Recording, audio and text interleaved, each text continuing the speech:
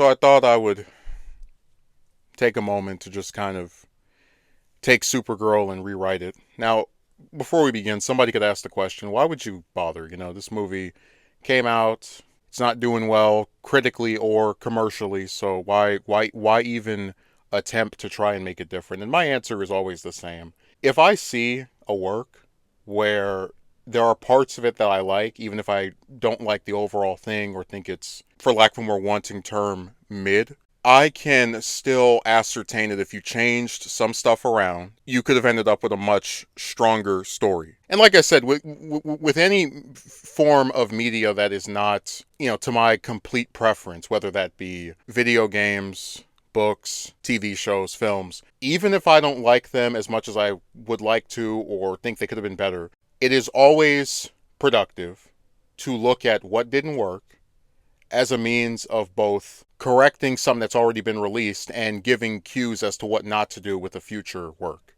The first mistake they made was the budget for this film. It's estimated to be about 170 to 186 million, and of course, adding in the promotion, that's probably closer to around 300 million altogether. Which means that for this movie, which as I'm recording this has only made 120 million, to have broken even, it would have had to have made somewhere in the ballpark of 300 million to even more than that.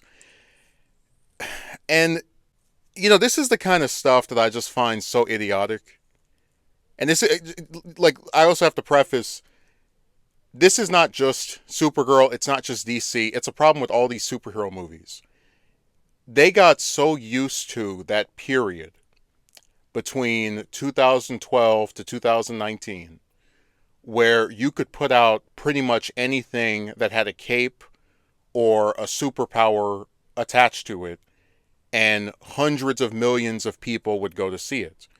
But those days are over, and it's becoming increasingly commonplace to see, let's call it what it is, mid superhero films or just outright horrible superhero films not making that much money.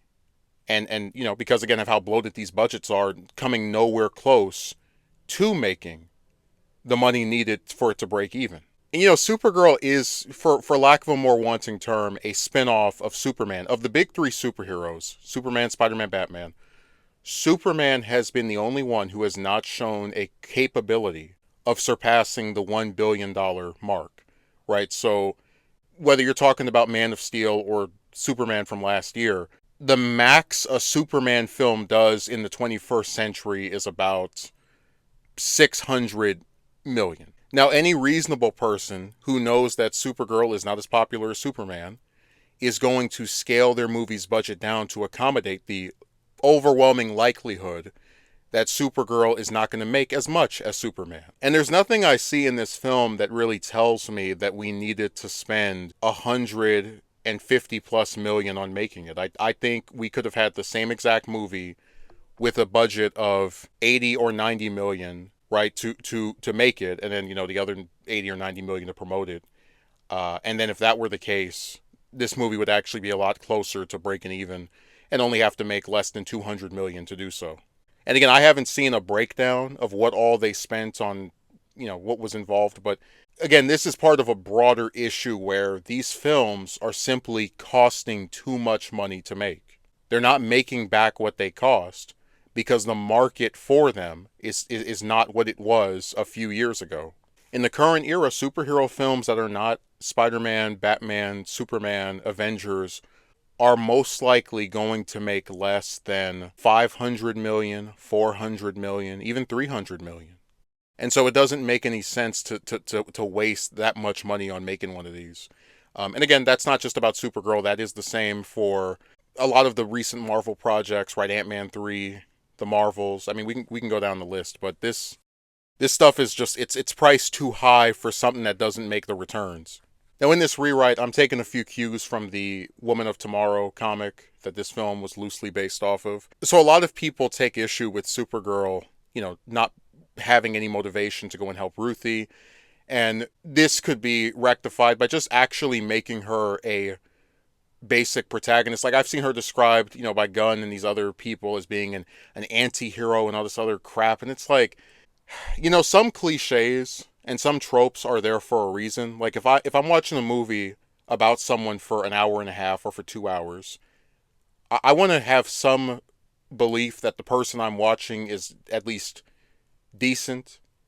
Maybe they're not, saving people every 5 seconds, but they're clearly concerned about others. If they can help, they will. And, instead of having us sit here and be expected to care about a CGI dog, uh, they could have used crypto, right? Faking an illness as a way for Supergirl, who runs into Ruthie by chance at a bar, who's, trying to recruit people to help her in her killing spree, or her revenge quest, rather, you know, just kind of stumble across her by accident and then use the dog. Be like, oh yeah, my dog was poisoned by Krem, and I want revenge as well. Use that as an excuse to go along with her. And she would devise this plan after basically looking at Ruthie and thinking to herself, this girl is in over her head. She's going to get killed if she tries to face this alone. Because again, even if she is not personally affected by what happened to Ruthie, or could happen to her as a result of, trying to confront Krem, she would still, in keeping with the classical traits of a hero, look at this David versus Goliath scenario that's about to unfold and think to herself that she needs to get involved so as to not see this girl get killed as well. Oh, also, and this is a minor change, but I brought this up in my review. If she's not going to wear her costume for the whole movie, it should at least be there for half of it. And again, I just don't understand why the marketing was so heavy on showing us the few scenes of her wearing it. And, in all the posters. Like, why is it a bad thing for a superhero to wear their costume? I like the designs of the DC, the DC cinematic universe. So why can't we use them? Like, why am I watching a Supergirl movie where the Supergirl costume has barely any damn screen time? That was weird to me. But again, if you want to have her not in it during the bar scenes, whatever, but once she's like actually going to try to stop a supervillain or, some other, antagonist, I would like for her to wear a costume. Again, if not for most of the movie, then at least like half of it, because it doesn't add up to me that you would, oh yeah, let's have a film where the titular character just does not have their outfit for more than maybe like 10% of it. That was insane. Also, Krem's design should not be what it was. Like, I have no reason to want to have him look so incredibly different from how he appeared in the comic. Which again, this is not Supergirl exclusive, because I've had similar issues with other ways that people have changed designs. Like, for example, I really despise Valkyrie's design in the MCU. Not even her being played by someone who's not Caucasian appearing. I mean, Tessa Thompson, you could, I'm sure, give her a similar hairstyle, similar outfit, but they just completely change it to where like you just wouldn't even recognize it as the same character. So I think they should have gone with a regular humanoid appearance. Because that redesign does nothing for the film. He's not scarier. He's not more intimidating. It just looks goofy. This guy said it's a poor man's Pinhead. But yeah, really make it, something of a bonding film between two people that have lost everything. Just give Supergirl some conversations with Ruthie, ask her what she intends to do if she actually succeeds in killing Krem, and just about her different hopes and dreams, and have these interspersed through the film to where you kind of see Supergirl nudging her in this direction of like, okay, you can have more to your existence besides this revenge quest of yours. And this is part of why I find this movie so infuriating. People have brought up that Lobo wasn't even in the original comic, but somebody else, and I'm forgetting who it was, mentioned that if you were going to use Lobo, if he was only going to be in 3, 4, 5 scenes, they could have been a lot more impactful than they were. You could have actually had him be encouraging of Ruthie in the sense of like, hey, if you want revenge, you want somebody's head on your mantle, I'm all for it. And just have him as a foil to Supergirl, right? Pushing her in the opposite direction where he's so far down that path that he's fine with, getting this other person to go down it as well. And also have some scenes where Supergirl is getting drunk. Because, people don't have a problem with heroes smoking, drinking. People that are considered good have vices, have things that are not, they do stuff that's not good for them. And again, the movie touched on this by having, Ruthie mention that Supergirl like drowns out her problems so she won't feel anything.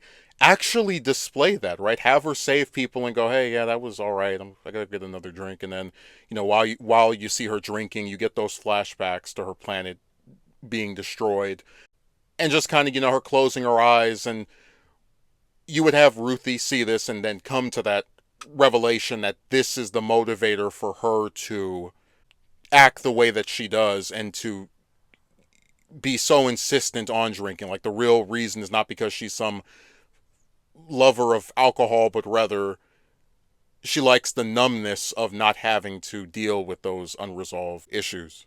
Now, of course, with the changes that I've implemented, I am not guaranteeing you that this would have made $1 billion or 500 million, but what I am saying is that I really think when a film like this comes out and it's just okay, it's so much more frustrating than something like Craven or Morbius or Madam Web. It's like this is a movie that when I watched it, and I watched it one time, I saw where there were ways for this to actually be very good. And it just infuriates me so much because I don't, like, I know you have the grifters on YouTube that are claiming it's like the worst thing ever and they're saying, oh my god, it's so horrible.